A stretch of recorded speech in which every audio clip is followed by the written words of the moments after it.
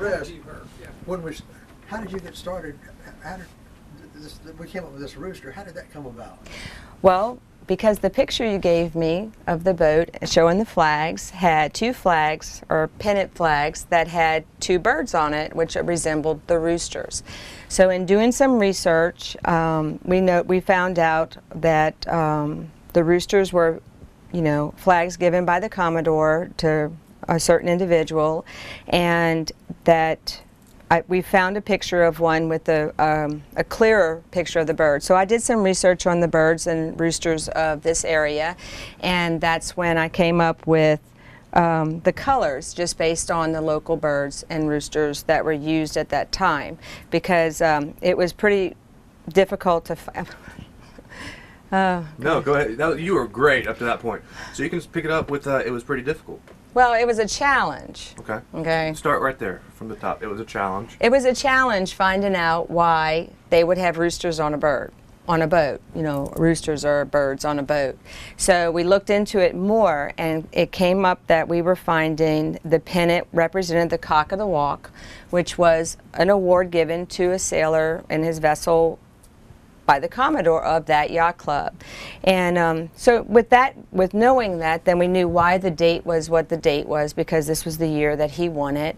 And the second flag was another award by a different Commodore. That's why there's a different bird. And then through this research, we found out that each Commodore had their own rooster that they would, for the Cock of the Walk award, that they would describe and design. So I basically went on the photographs, looking up realistic birds, and then I pulled the colors from those birds, and that's how I got these. Okay. Ask another question. You did great, by the way. She's on a roll. What else you got? I'm trying not to say cock, because that is a cock, but some people get offended. That basically covers it. It really does. Is there anything else you want to talk about as far as the design or anything special with the cloth, the material? No, because this is not pennant material. I made this material only because it was a more delicious color than the actual flag material, and it would hold up under the fluorescent lighting of the. I did some research on that too. Under the fluorescent lighting that the museum will use, it's not like they're going to put it on like a Mona Lisa. Those light bulbs cost $700 a piece.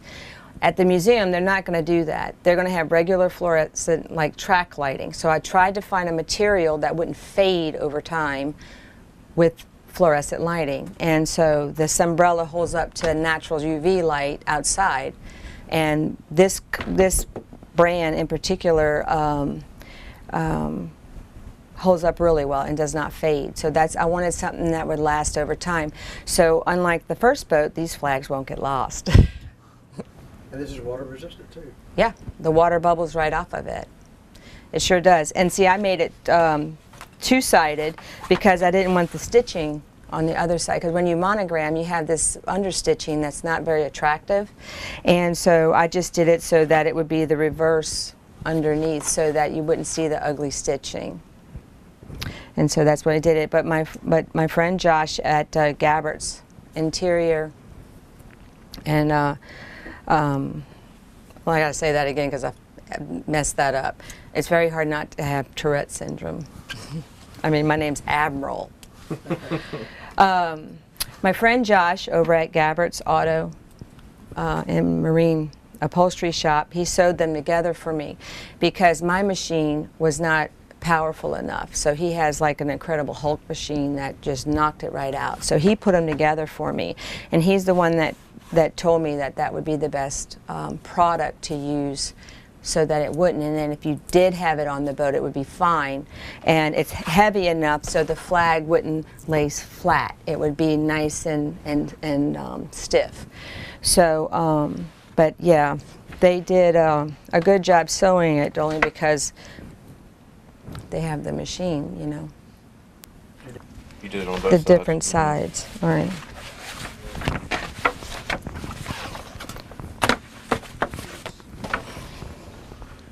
And flip it over. Oh, well, it's going to be backwards. See how it looks like the reverse.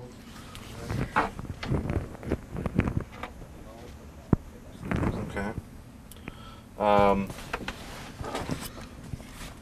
And what I'm going to do is just put this over whenever you were talking, so I'm going to cover you up with some of this stuff. So if you would, just kind of point out the detail and the different color of that guy. I wish I would have saved the picture of the bird I copied, but I didn't. What, in the details of the feathers and stuff? Yep. Just go over it. You can just go over the whole thing. Well, in the actual bird, it's a red rooster, is what it said on the picture that I found on the internet. And I had asked a friend of mine that raises these birds, and that's what he told me it was. So I went and replaced some of the feathers, obviously, because the boat's, you know, a green and yellow. I wanted it to be contrasting, and so that's why I have the two different birds, because we have two different, you know, flags. But the all this has 50,000 stitches just in him, and there's 15 different colors, and there's 10 different colors in this one. But I tried to get it as detailed as possible in it. And then on the back side, this would be the reverse. So like if you're looking at it, you know, it would be pretty on both sides. And the same with this one. It has it on the other side too. Along with, you know, the name. Okay, you're good. And then we did the name one for it on the back. But based by the picture, I mean, I had to wing it. No pun intended. I think